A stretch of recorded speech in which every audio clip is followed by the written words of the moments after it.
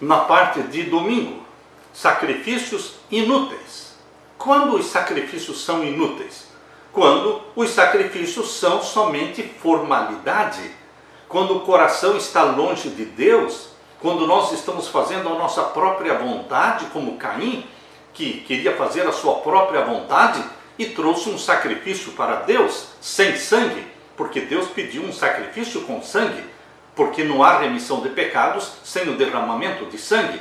Mas Caim queria servir a Deus do jeito dele. Ele estava fazendo somente uma formalidade.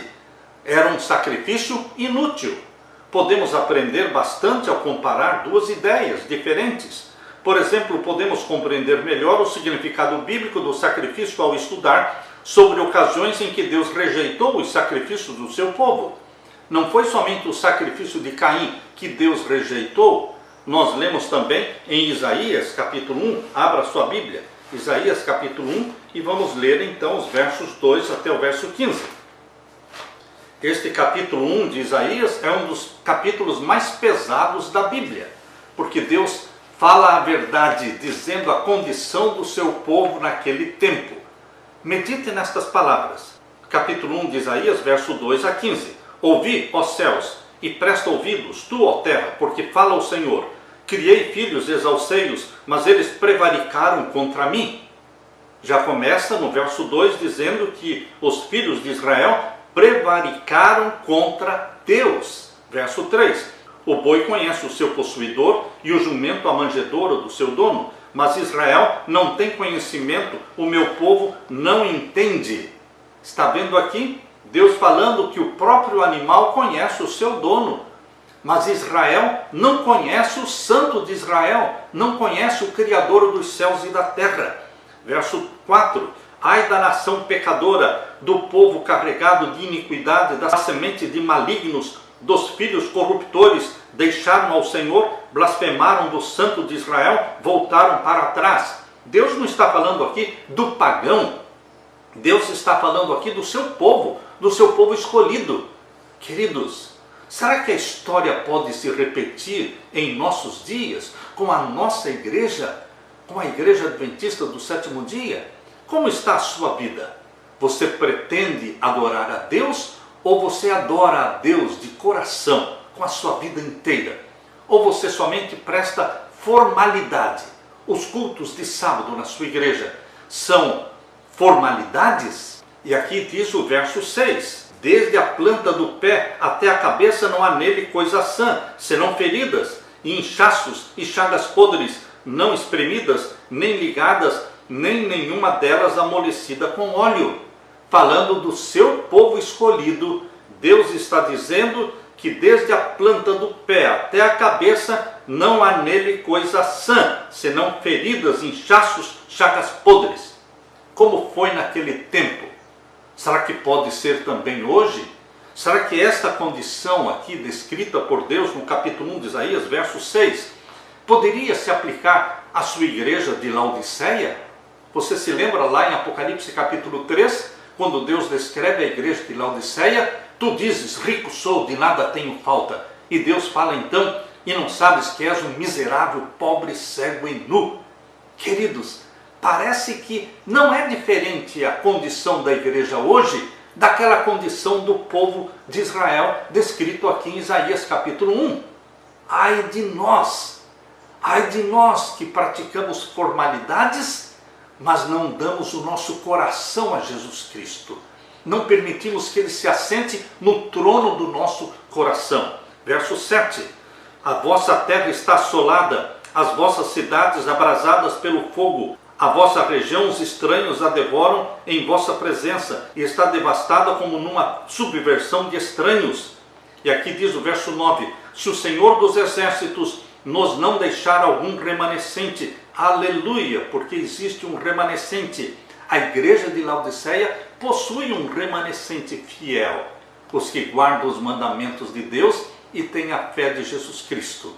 Não são todos os da igreja que podem ser incluídos neste remanescente. Deus tem um remanescente fiel dentro da igreja remanescente. A igreja remanescente como um todo é Laodiceia, é morna, mas Deus tem um remanescente dentro desta igreja, que ama Jesus Cristo e que guarda os seus mandamentos, cuja religião não é feita somente de formalidades. Verso 10. Ouvi a palavra do Senhor, vós, príncipes de Sodoma, prestai ouvidos à lei do nosso Deus, vós, ó povo de Gomorra. Deus coloca aqui Sodoma e Gomorra ao descrever a condição do seu povo naquele tempo. Verso 11. De que me serve a mim a multidão dos vossos sacrifícios, diz o Senhor? Já estou farto dos holocaustos de carneiros e da gordura de animais nedios, e não folgo com o sangue de bezerros, nem de cordeiros, nem de bodes. Deus estava saturado, Deus estava enfadado com aqueles sacrifícios formais. Por isso ele está dizendo aqui, eu não me agrado dos holocaustos, dos carneiros, das gorduras, dos animais, eu não me agrado disso, porque eu sei que o coração de vocês está longe de mim. Você pode estar guardando o sábado, você pode estar devolvendo o seu dízimo, você pode estar indo à igreja todos os sábados, cantando os hinos, participando na liderança da igreja ou cantando no coral, mas pode ser que a sua vida durante a semana esteja longe de Deus, que você não tenha tempo para Deus. Pode ser que durante a semana você não está buscando a santidade do Santo de Israel. E se isso acontecer com você ou comigo, nós estaremos repetindo a história do povo de Israel, descrita aqui em Isaías capítulo 1. Lemos aqui verso 13 agora. Não tragam mais ofertas de balde, ou seja, não me tragam sacrifícios em vão. O incenso é para mim abominação, e as luas novas, e os sábados, e a convocação das congregações, não posso suportar iniquidade, nem mesmo ajuntamento solene. No Antigo Testamento existiam 7 festas sagradas, cada uma no seu dia próprio, e estas festas eram praticadas quando na realidade o coração do povo estava longe de Deus. Por isso Deus está dizendo, para mim é abominação as luas novas de vocês, os sábados cerimoniais e mesmo o sábado moral dos 10 mandamentos eles guardavam, mas eles tinham o coração longe de Deus. Verso 14, as vossas luas novas e as vossas solenidades as aborrece a minha alma, já me são pesadas, já estou cansado de as sofrer. Será que Deus poderia falar o mesmo dos nossos cultos? Os nossos cultos durante o sábado? Será que Deus poderia dizer assim? As solenidades as aborrece a minha alma. Eu aborreço as solenidades, porque me são pesadas, estou cansado de as sofrer. Porque quando estendeis as vossas mãos, escondo de vós os meus olhos. Sim, quando multiplicais as vossas orações, não as ouço, porque as vossas mãos estão cheias de sangue. Mãos ímpias, mãos profanas, mãos que praticam o pecado. Aqui está a descrição de Deus, do seu povo naquele tempo. E a solução está também aqui no capítulo 1, verso 16. Lavai-vos, purificai-vos, tirai a maldade dos vossos atos de diante dos meus olhos, cessai de fazer o mal, pare de pecar voluntariamente. Pare de pecar pecados planejados, conscientes, voluntários. Meu querido irmão, a história pode estar se repetindo com a igreja de Laodiceia. Aprendam a fazer o bem, diz aqui o verso 17. Pratiquem o que é reto, ajudem o oprimido, seja caridoso, em outras palavras. Façam justiça ao órfão, tratem da causa das viúvas.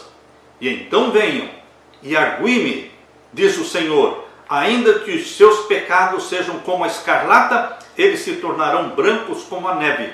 Ainda que sejam vermelhos como o carmesim, se tornarão brancos como a lã.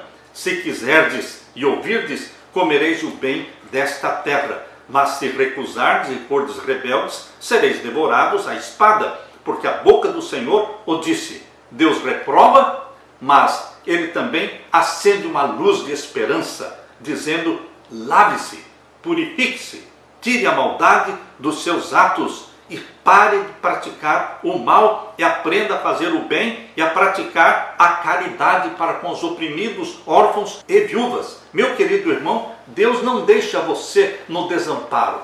Deus apresenta a solução. O que mais Deus deseja é a nossa conversão. Então sim, os nossos sacrifícios, então sim, as nossas solenidades, então sim, aquela formalidade, aquele cerimonial que nós fazemos nos cultos prestados a Deus, terão valor, porque nós estamos envolvidos de coração, com sinceridade, pureza de alma. Essa trágica situação descrita em Isaías 1 não foi a primeira vez em que Deus rejeitou os sacrifícios. Algo semelhante aconteceu no início da história da salvação, quando Deus aceitou o sacrifício de Abel e rejeitou o sacrifício de Caim. Na época de Isaías, o povo se dirigia à presença de Deus, apresentava rituais tentando apaziguar a Deus, mas vivia como bem entendia. Fazia sacrifícios centrados em si mesmos, ou seja, sacrifícios egoístas, assim como os de Caim, em vez de realizar sacrifícios em submissão a Deus. A atitude de autossuficiência domina o mundo. Assim como Caim tinha uma atitude de autossuficiência, ele apresentava a Deus aquilo que ele queria, não o que Deus tinha pedido. Concluímos que Caim considerava Deus uma inconveniência, um obstáculo aos seus objetivos. Abel, por outro lado, ofereceu o sacrifício que Deus havia pedido, expressando confiança na promessa de um Messias que viria, Gênesis 3,15, a semente da mulher que esmagaria a cabeça da serpente, um cordeiro que apontava para a salvação que Cristo efetuaria no Calvário. Meu querido irmão, a história vai se repetir, a história está se repetindo, mas não pode se repetir com você, na sua vida. Não, você tem que servir a Deus de coração, buscando de Jesus Cristo a santidade que só Ele tem para dar para você. Peça a Deus, comunica-me, Senhor, a tua vida, comunica-me, Senhor, a tua santidade, santidade na mente, santidade nos pensamentos, que você e eu nos espelhemos em Jesus Cristo, no Santo de Israel. Aleluia!